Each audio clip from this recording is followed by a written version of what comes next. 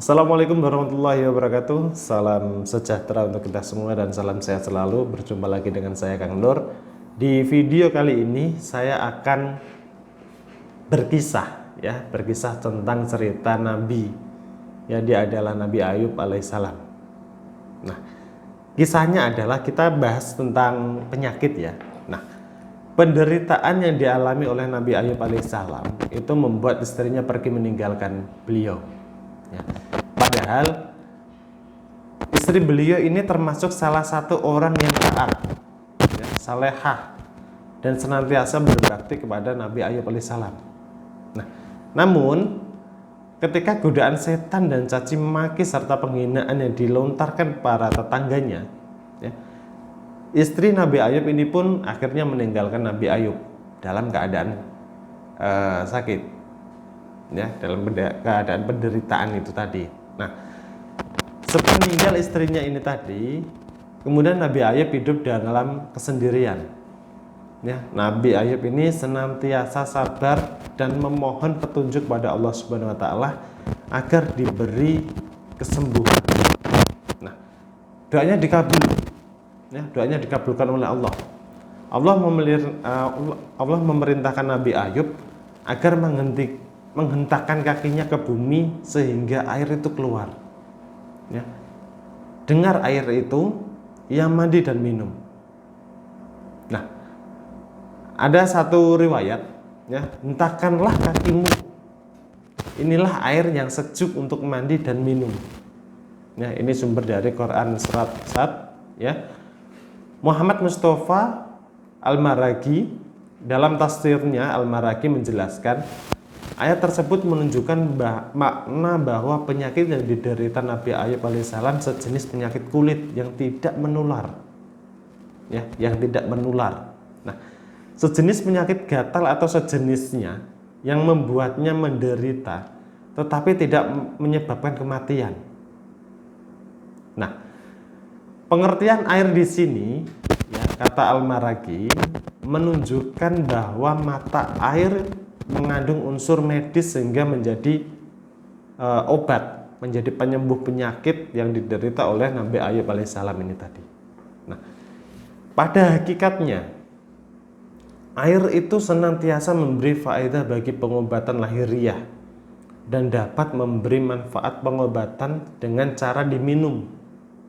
Ya, sebagaimana diketahui di sejumlah negara Eropa, Mesir, dan lain sebagainya, air ini dipergunakan sebagai media penyembuhan untuk penyakit kulit dan juga penyakit batiniah.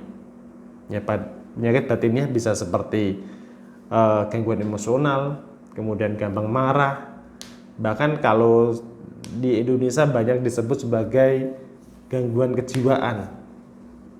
Nah, seperti itu. Nah, bahkan pengobatan air ini telah menjalar ke seluruh penjuru dunia. Banyak orang memanfaatkan spa, ya, santai per aqua untuk media penyumbangan, pengobatan, ya, media pengobatan. Nah, bahkan sejak ratusan tahun sebelum Masehi, bangsa Romawi sudah mengenal khasiat mandi, ya, baik mandi susu maupun mandi berendam di kolam air, ya, yang bersih yang dilengkapi pancuran dan juga wewangian. Nah, tujuannya untuk apa? Ya, tujuannya agar tubuh menjadi bersih, sehat dan juga wangi. Ya. Nah, spa yang kita kenal sekarang ini itu sebenarnya tidak cuma dihubungkan dengan air, melainkan juga dengan perawatan kecantikan, kesehatan jiwa, ya, atau badan, serta kebugaran. Nah, spa sendiri biasanya menyertakan bahan-bahan atau cara alami seperti perawatan wajah, ya, dan tubuh dengan aromaterapi atau wewangian. Nah, mandi rempah, kemudian body scrub, body wrap, kemudian pengaturan gizi, yoga, dan meditasi. Itu sebagai salah satu bentuk untuk pengobatan. Nah, akan tetapi konsep spa itu sendiri asal mulanya hanya berkaitan dengan air. Ya, istilah spa ini sendiri diambil dari bahasa Yunani yaitu Santé per Aqua, yang artinya adalah kesehatan melalui terapi air. Ya, seperti itu. Nah, kemudian menurut para peneliti trombosis yang berbasis di London, Inggris, ya, jika orang selalu mandi dengan air dingin, peredaran darahnya akan membaik dan membuat tubuh menjadi terasa lebih segar dan bugar. Nah, kemudian setelah itu ditambahkan lagi, mandi dengan air dingin itu akan meningkatkan produksi sel darah putih di dalam tubuh. Ya, sel darah putih di dalam tubuh. Kemudian ini nanti akan kemudian ini nanti akan meningkatkan yang namanya kemampuan seseorang terhadap serangan virus. Ya, artinya diri kita lebih kebal, kita tidak gampang terserang penyakit, dan juga mungkin kita akan jadi orang yang lebih sehat. Nah, untuk kesembuhannya, kita kembali ke cerita Nabi Ayub ya. Untuk kesembuhannya, Nabi Ayub alaihissalam memanfaatkan air sebagai media penyembuhannya. Ya, ia mandi dan juga minum dari air yang diperolehnya itu tadi. Ya, dengan cara beliau menghentakkan kaki ke tanah. Nah, seperti yang dikutip dari Ibnu Katsir ya dalam tafsirnya mengenai ayat tersebut tadi, ya, Imam Ahmad meriwayatkan bahwa dari Abu Hurairah radhiyallahu anhu bahwa Rasulullah Shallallahu alaihi wasallam bersabda, ketika Ayub mandi ya dengan melepaskan seluruh pakaiannya, jatuhlah seekor belalang ya atau ulat yang terbuat dari emas. Nah, maka Ayub pun menyusupkan belalang tersebut ke dalam bajunya. Nah, kemudian Allah berseru kepadanya, "Hei Ayub, bukankah aku telah mencukupkan kamu dari apa yang kamu lihat itu?"